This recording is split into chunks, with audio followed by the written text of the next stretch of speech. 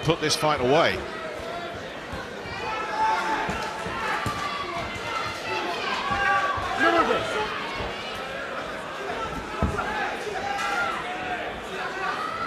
Saï has boxed a very clever fight on his back foot. He's very flat-footed, but he's just been waiting for Jamie Cox. And here again, look, he's just trying to, he's actually feinting there to make Jamie Cox come in.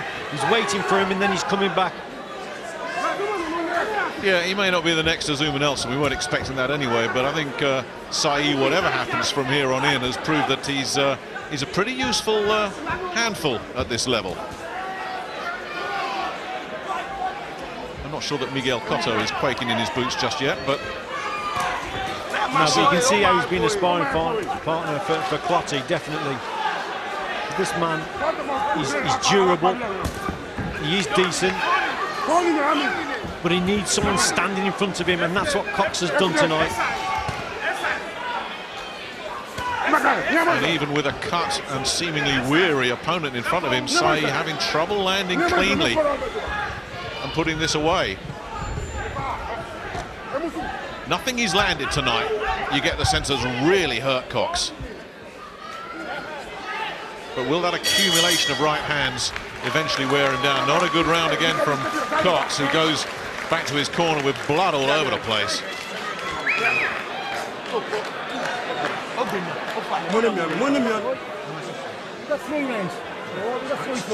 And if this wasn't a title fight, I'm not sure he'd be allowed to go on with that. Well, they're bad cuts, aren't they? No doubt about it. Both eyes. Williamson's done a great job, as we've said. But he's making things difficult for Mick Williamson as well, because the way he's boxing, leaving his head there, leaving his feet in range, getting caught. Got caught with a lovely right hand there. Tries to work the body again, does Jamie Cox, but different angle there. Good shot from Saï. Straight through the guard.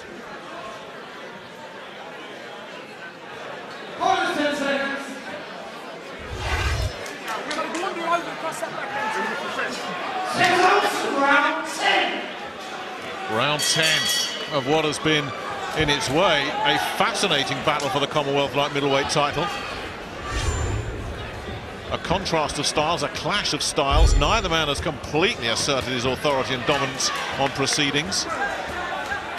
And it really, looking at Richie's card and a lot of cards at ringside, I'm sure, everyone's probably thinking the same thing. This one could go either way. The big finish and another one that was really low.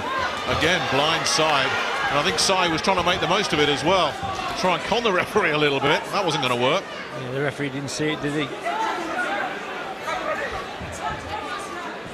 He got a little word there just in case, but he didn't see it. But it looked as kind of borderline one, not one of those flagrant ones that we'd seen earlier. Well, Jamie Cox has never gone into the 10th round before. He's up on his toes. That was a nice shot, lovely shot there from Cox, and then he moved back. We should be seeing more of this. Decent right hand. Followed up with a left. Now is he finding his second wind here, Cox? Doubled up the right hand very nicely and got through. Decent little spell, but then just again as he just bores in, looks like he's really feeling the pace. Yeah, well, I wouldn't say it's second wind. I just think it's sensible boxing. He's starting to box more behind his jab, up on his toes. He's in and out.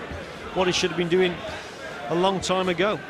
A couple of decent right hands getting through from Saï there.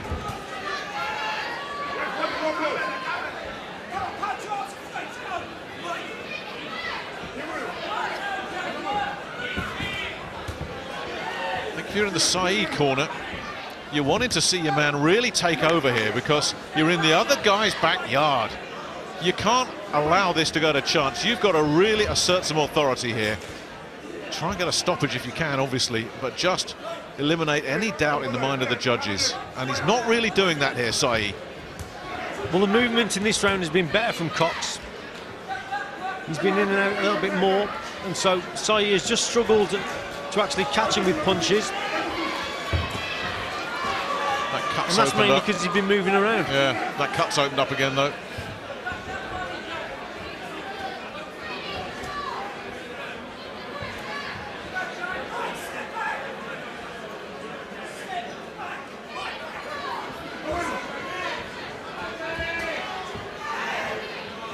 Right to the body again.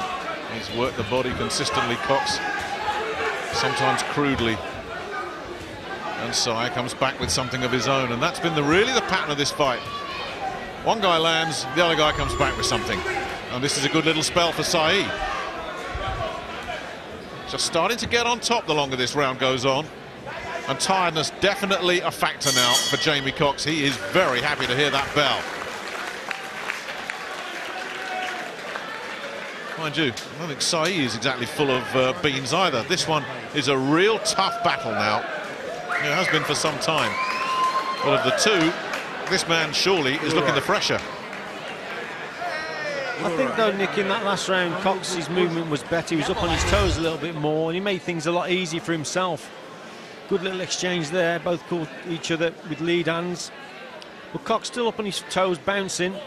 Obviously very fit. But he's looked for that backhand, and especially the left uppercut all night long. And neglected his jab, Nick.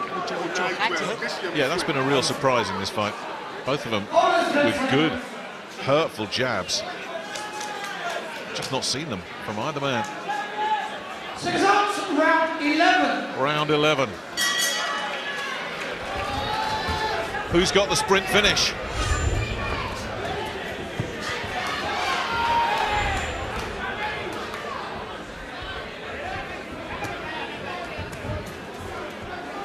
Caught on the counter again, Cox, as he poured in.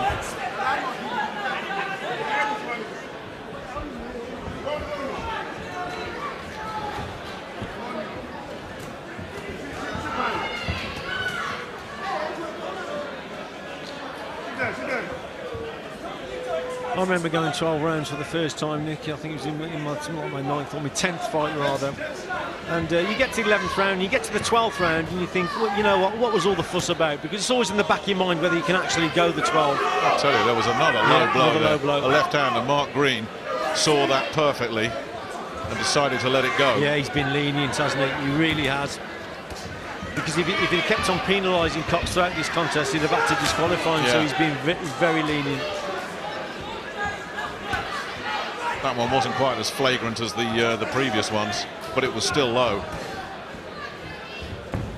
And there was no blindsiding there. It was right in front of the referee.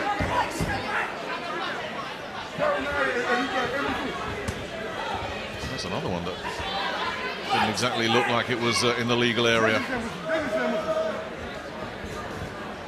One thing is for sure, Nick, Jamie Cox can't continue to keep boxing like this every contest, because he's taking far too many.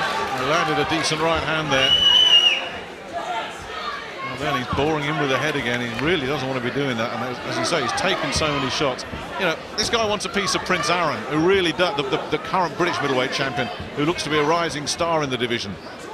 He thinks he's better than Ryan Rhodes, or at least his trainer does. Well, there's some skills there, no question. But defensively, there's a lot of learning to be done for Jamie Cox. Well, the better opposition you box, obviously you will be exposed. And that cut's just opened up bad again. I mean, and it's all self-inflicted. And again, he's looking really tired, and Sai's got him backing up.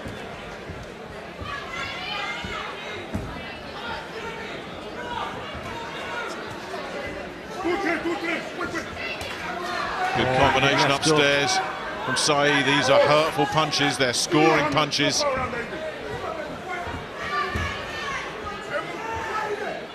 And again, just he's allowing his head just to bore in there. That'll worsen those cuts. Another low right hand on the hip, blindsiding the referee. Look at the head went in there from Cox. Nick, and it was self-inflicted. It could have easily have opened that cut up more. And Sai's definitely ending this round much stronger. No question. What does John Costello say now?